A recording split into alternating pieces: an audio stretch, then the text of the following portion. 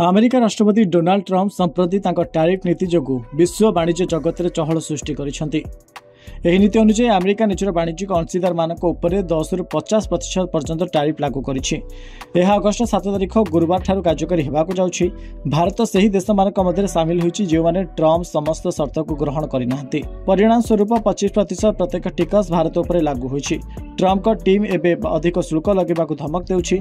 भारत सहित विश्व में किछि देश अछन्ति जे माने ट्रम्प का शुल्क आगरे मुंड नुआइबाकु स्पष्ट भाव में मना कर दैछन्ति। सेमाने चापर सम्मुखीन होउछन्ति किंतु सेमानक मते अचल रछन्ति।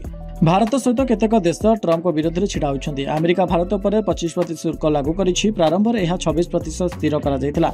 या पछरे एक प्रमुख कारण अछि भारत द्वारा रूसिया ठारू तैल एवं अस्त्र क्रय करा जिबा। एबे रूसिया मध्य ट्रम्प का शुल्क विरुद्ध में भारत सहित छिड़ा होइछि।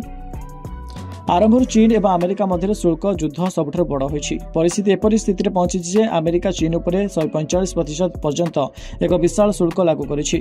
चीन मध्य मुंड नुआइबा मनोभाव नथिला। जवाब में चीन मध्य अमेरिका उपर 125% शुल्क लागू करथिला। पर शुल्क हार ह्रास पाइथिला। अमेरिका चीन उपर 30% शुल्क लागू करिछि एवं चीन अमेरिका उपर 10% शुल्क लागू करिछि। तथापि दुई देश मध्य शुल्क उपर आलोचना एबे भी चलिछि। ब्राजिल सही देश मानक मध्य अंतर्भुक्त जो मानक उपर अमेरिका सर्वाधिक 50% शुल्क लागू करिछि। किंतु ब्राजिल राष्ट्रपति लुइज